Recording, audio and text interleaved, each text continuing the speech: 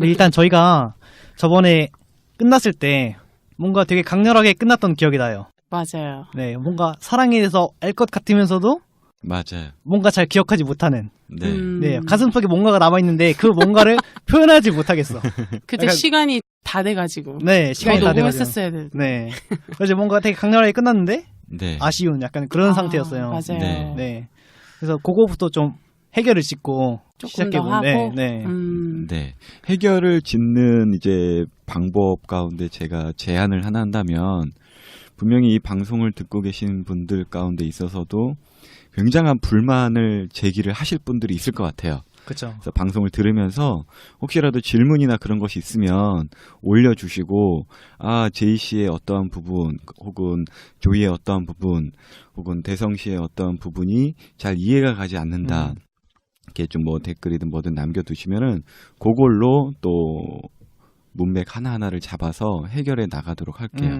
뭐 몇 화째의 그 내용을 말할지 모르겠지만 네 그렇게 하면서 하고 그때 일단은 사랑에 대해서 도통 모를 사랑이라고 우리 셋은 좀 결론을 내린 것 같아요. 그렇죠. 방송을 듣고 계시는 분들은 참 어렵게들 말한다 이런 분들도 있겠는데 그러면 당신이 와서 여기 앉아서 같이 방송합시다. 난 모르겠어. 네. 근데 저는 되게 지난주가 되게 공감이 갔던 게 네. 저는 사실 2화 때 사랑에 대하여라는 주제로 우리가 이야기를 나눴잖아요. 네. 그래서 뭐 각자가 사랑의 정의에 대해서 얘기를 했는데 그때는 솔직히 제이 씨가 뭔 말하는지 몰랐어요. 네. 되게 뭐 시니컬하게 질문하고 네. 뭔가 나를 공격하고 네. 그 다음에 막 사랑은 할 수 없다 네. 그러는 게 도저히 이해할 수 없었는데 네. 딱 지난화를 녹음하고 나니까 뭔지 알 것 같더라고요. 고마워요. 많이 성장하셨네요. 잠시 목회자 모드로 돌아가겠습니다. 할렐루야. 네. 아멘. 네, 그래가지고 그 사랑이라고 하는 게 진짜 감히 인간이 그 신에 대해서 비할 바가 못 되는구나. 네. 다시 한번 느꼈던 것 같아요. 기독교에서도 그것을 이제 직시하는 것이죠. 어찌 보면은 정말 지난번에도 그 비슷한 비유를 말씀드렸는데 불이 꺼진 방 안에 네. 만약에 내가 있다고 치면 어디서 막 이상한 냄새가 나요. 근데 깜깜하니까 그 원인도 모르겠고 근데 빛을 딱 켰을 때 빛이 들어왔을 때 지저분한 곳에서 냄새가 나는구나 다 보이잖아요. 네. 그러니까 우리가 사랑을 하고 있다 혹은 선을 행하고 있다라고 하는 어떠한 그 캄캄한 기준 안에서 사실 선을 행하고 있지만 필경 그것이 바르게 보일지라도 결국은 그것이 선이 아니었음을 이제 말을 하고 있고 어떠한 선과 사랑에 있어서 그 정의를 내릴 때 어떠한 지금 제가 말하는 표현은 약간은 이제 카톨릭 쪽의 의견하고 저는 좀 합치하는 면이 있어요. 네. 그쪽은 지난번에 우리 방송하고 좀 이어진 내용인데 아퀴나스라는 분이 그런 어떤 정량적인 사랑을 좀 정의를 하시면서 갔어요. 그러니까 선이라는 것은 악이라는 것은 선의 결핍이다. 예, 그러니까 90% 사랑, 80% 사랑, 혹은 뭐 70%의 선, 이런 것이 이제 어떤 정량적으로 따져서 네. 온전한 것이 이제 선이고 사랑이다라는 어떤 그러한 내용을 했던 걸로 저는 그 논문이다 어떤 그분의 책을 보면 그렇게 저는 이해를 하고 있거든요. 그러니까 결국 저도 그 비유를 가져와서 그 설명법을 가져와서 이야기를 한 건데 사실 저는 그것 외에 다른 그 사랑에 대한 정의나 이런 것을 표현하는 것을 저도 많이 배워야 할 필요가 있는데 저한테 설득력을 가져다 주는 것은 그 정량적인 이해인 것 같고 그러기 때문에 99%의 사랑이라 할지라도 그것은 선 혹은 사랑이 아니다라는 조금은 굉장히 보수적인 의견을 갖고 있죠. 그게 제가 믿고 있는 성경에서 말하는 것과 같다라는 생각이 들거든요. 그러기 때문에 할 수 없다. 좀 질문이 있는데 네. 2화 때는 이제 대성 씨가 그러한 사랑에 대해서 이해를 잘 못하고 되게 시니컬하게 느껴지고 그랬다고 네네. 하셨죠. 고백하셨잖아요. 근데 이제 편집 작업을 이제 대성 씨가 하니까 아무래도 되게 많이 듣잖아요. 그쵸, 아무래도. 듣다 보니 그게 조금은 이해가 되더라라고 고백을 지금 하셨잖아요. 네. 그렇다는 거는 뭐 구체적으로 어떤 부분에 대해서, 물론 사랑에 대해서 그렇다라고 얘기는 하셨지만 좀 어떤 부분이 와닿았고, 아, 왜 그렇게 생각이 들었고, 그게 좀 이렇게 마음에 와닿고 이해가 되는 부분들이 또 있을 것 같아요. 디테일한 부분들이. 좀 개인적으로 그게 조금 궁금해서요. 어떤 부분이 그렇게 조금 이해가 되고 와닿았었는지 좀 여쭤보고 싶어요. 일단 저희가 지난화 때 예시를 들었던 게 제가 뭐 303회 살고 옆에 네. 304호에 살인자가 살아요. 네. 그러면 제 관점에서는 그 살인자를 살려두면 안 돼요, 신이.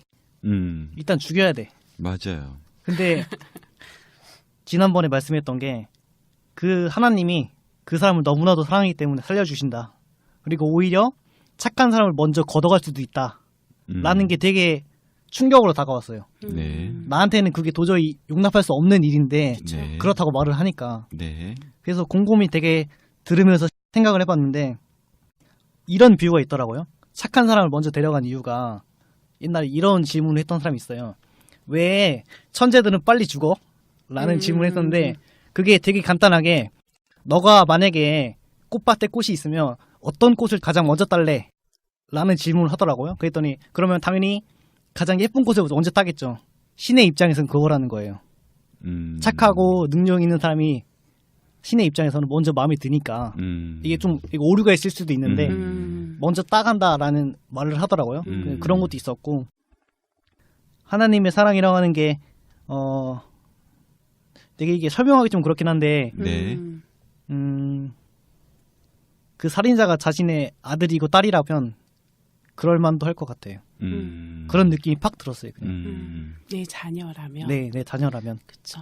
그리고 그 자녀가 단순히 뭐 처벌받고 죽고 이런 게 아니라 정말 회개하길 바라는 거잖아요. 하나님의 입장에서는. 네. 그 사람이 여전히 밉고 분노하지만 그럼에도 불구하고 내 자식이 그래도 회개해서 구원받을 수 있기를 간절히 바라는 마음이 너무나도 절실히 전해져서 네. 자녀된 하나님을 믿음으로 말미암아 자녀가 된다라는 그 성경 구절의 말씀이 있잖아요. 그쵸. 그러면서 자녀이기 때문에 그런 마음들이 또 전달이 됐다라는 거죠. 네네. 오, 이 큰 발전이네요. 진짜 신기하다. 아니 저도 들으면서 좀 깜짝 놀랐어요. 아, 약간 그렇죠. 소름이 돋을 정도로. 소름.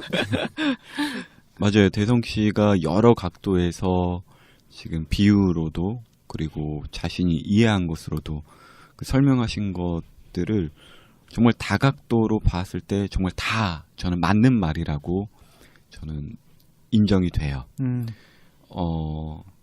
덧붙여서 이야기하고 싶은 건 뭐냐면 살인자를 하나님께서 사랑하지는 않으세요. 네, 살인자를 미워하시죠. 그쵸. 그리고 살인을 미워하세요. 네. 그런데 그 살려두시는 그 이유는 하나님께서 그 살인자들에 대한 죄값을 치르지 않는다라는 게 아니에요. 눈을 감아주신다. 아, 내가 저 아이를 내 자녀니까 사랑한다. 그러니까 예를 들어서 저한테 예담이라는 자녀가 있는데 그 예담이가 누굴 죽였어요. 네. 그런데 제가 그 모습을 눈 감아준다라는 건 아니에요. 하나님께서는 공의로우신 하나님이시기 때문에 그 예담이 네. 내 자녀에 대한 벌을 징벌하셔야 돼요. 그쵸. 네. 근데 그것에 대한 온전한 값을 예담이 자체가 치를 수가 없어요. 살인에 대한 죄값을 완전히 복원시키기 위해서는 얼마의 비용이 지불되어야 할까? 우리가 계산을 만약에 해본다면 네. 어떠한 예담이가 뽀시기를 죽였어요. 뽀시기가 어떤 아주 발전된 기계로 사람의 가치와 그의 인생과 미래에 대해서 계산을 해봤는데 20억이다라고 쳐요. 네. 그럼 그 20억을 이제 주면은 벌을 갚게 되는 거잖아요. 이제 굳이 돈으로 갚을 수 네, 있다면. 네, 그렇죠. 근데 예담이한테는 그러할 만한 돈이 없다라는 거예요. 네, 얼토당토 않는 비유를 그냥 뛰어넘어서 네, 누군가를 죽였다라는 그 죄에 대한 죄값을 어떤 걸로 갚을 수 있을까요? 이야기를 제가 하면서 한번 질문을 살짝 드려보는 거예요. 네, 일단 저는 없다라고 생각이 들어요. 음, 이는 이로 갚고 뭐 네. 이런 눈은 눈으로 갚으라라는 아주 귀한 성경 구절 있잖아요. 네, 맞아요. 근데 그 한 사람의 그 값이 내 몸값하고 똑같겠냐라는 의문도 들어요. 나는 저 사람을 죽임으로 인해서 저 사람보다 값어치가 어쩌면 떨어지는 거잖아요. 그러니까 사형수를 죽이면은 그 사형수로 인하여 피해를 받은 가족들이 마음이 편하고 좋을까요? 그런 건 아니잖아요. 그렇죠. 내 자식이 살아 돌아오거나 그런 것도 아니잖아요. 네, 그 살인한 자를 사형시킨다 해도 그걸 다 갚지를 못한다는 거예요. 그러니까 정말 사람이 갚을 수 없는 그 모든 죄에 대해서 하나님은 벌을 내리셔야 돼요. 네, 그냥 눈 감아준다는 건 아니에요.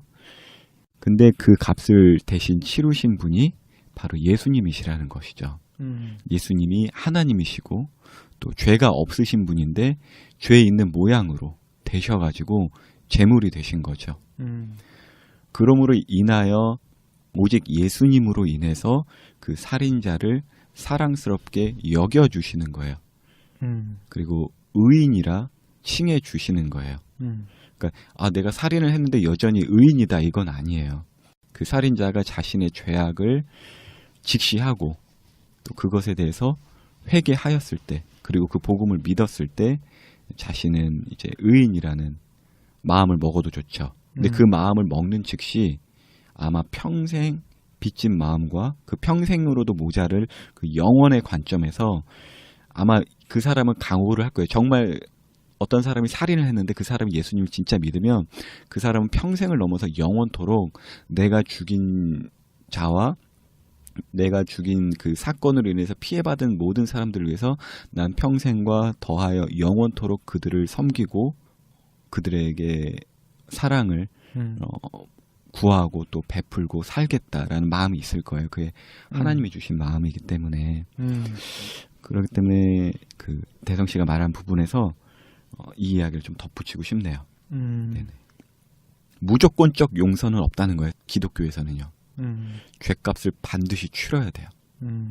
리셋 버튼이 아닙니다. 네.